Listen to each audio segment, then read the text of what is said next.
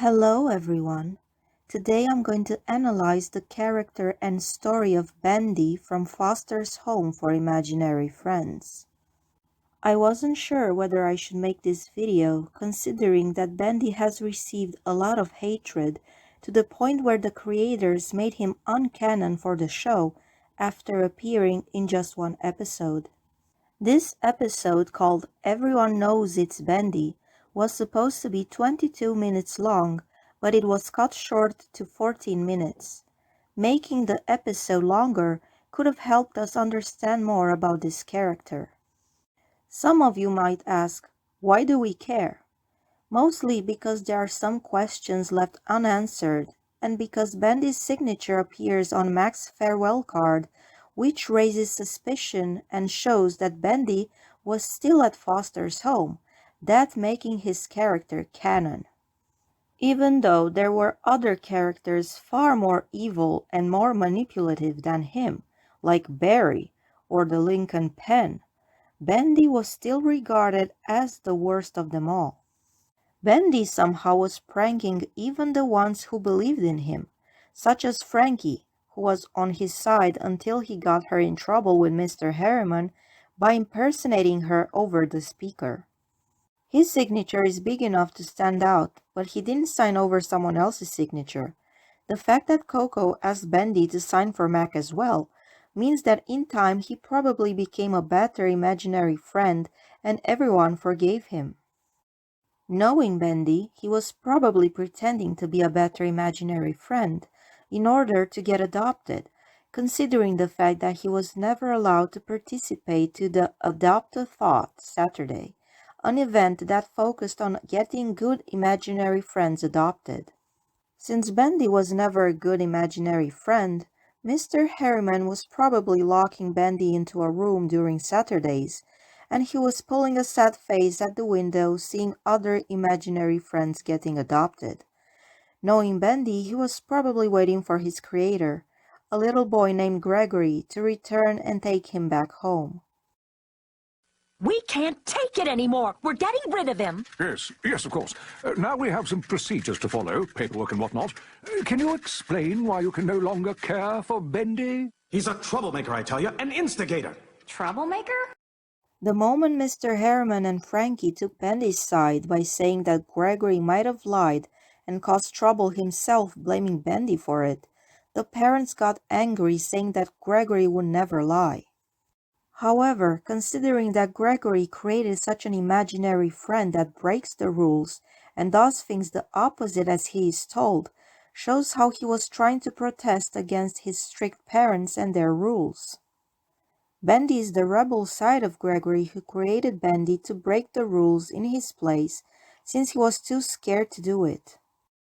The parents knew that they were both responsible since the father called Bendy an instigator, meaning that he convinced Gregory to pull pranks and break the rules too, knowing that Gregory still blamed everything on Bendy since the parents never saw Bendy actually pulling the pranks. Bendy was created to break rules just how Wilt was created to say sorry. Bendy didn't steal the cookie from the jar because he was hungry. He stole it because it was a rule on the jar forbidding him to touch it. Do not touch. If the rule on the jar had said, "I dare you to take a cookie," Bendy wouldn't have touched the jar. Bendy came from a strict family with many house rules, to Foster's that had more house rules than any other house. He felt tempted to break them since there were written rules everywhere. Mr. Harriman needed to write the rules the opposite way just for Bendy, without making other imaginary friends breaking them as well. So I believe that Bendy was being held alone on a separate floor with strict rules written just for him. His creator should have known how to stop and handle Bendy. Also, Bendy isn't good at playing games either, considering that every game has its own rule. So Bendy would either cheat or create his own rules during games, making it impossible for Gregory to keep up with him. And that would represent another obstacle in case he were to get adopted by a child. Instead of playing baseball with someone, he would rather just break the window with the ball. There were other villains far worse than Bendy, but what got people annoyed was that Bendy was never punished for his pranks. Blue is the only one who got to prank Bendy back, just to catch him in the act. There was no need for the creator to apologize for creating Bendy or removing him from the show completely. We could have had a different episode showing Bendy's improvement and making some friends. However, his name appearing on Mac's card shows that he remained a canon character and still living at Foster's, but no one adopted him. He was never taken on trips, and he remained isolated from the rest. Something doesn't add up here if we analyze the following details. Bendy was already in a separate room, isolated from Gregory. He waited on the chair with a sad guilty face, or just a sad face. Gregory immediately blamed everything on Bendy, yet he was ashamed to look at him once he was told to go in the same room as him. Come, Gregory.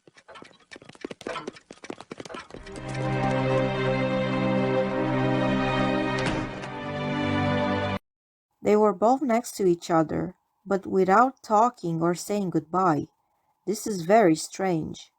Bendy was shown crying and begging Frankie and Mr. Herman in a convincing way that he was innocent. Here he didn't cry, and he didn't beg Gregory or his parents to forgive him or to blame someone else.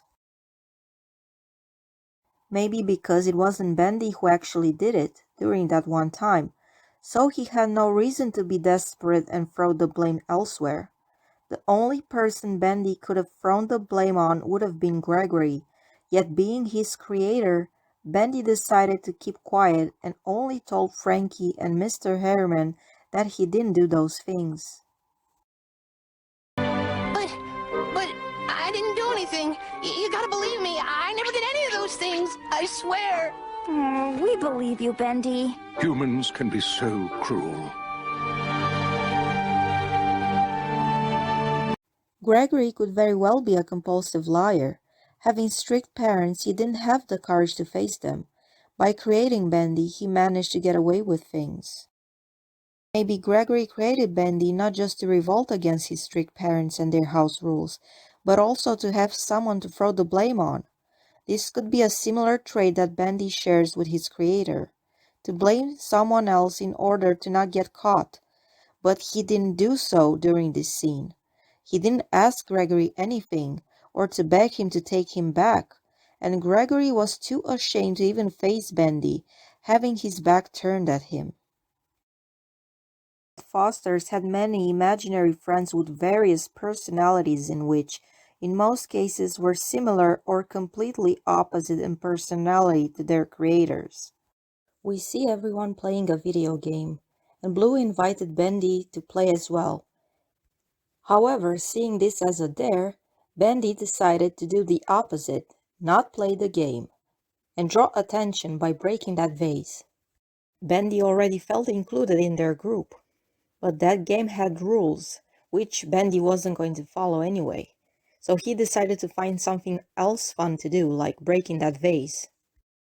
His actions were not meant to follow any logic or rules, since he was created by a young child who was revolting against such rules and who didn't bother with logical thinking. We saw Bendy sarcastically talking and lying to Frankie to make her believe him, just so he would soon after get her in trouble and make fun of her being punk, despite Bendy being designed with a punk hairstyle, and despite Frankie taking his side on countless occasions. This had no logic, and it didn't need to have logic. Of the loving and beautiful Miss Frankie. Hands as lovely as yours shouldn't be scrubbing toilets. Did Bendy like Frankie at all?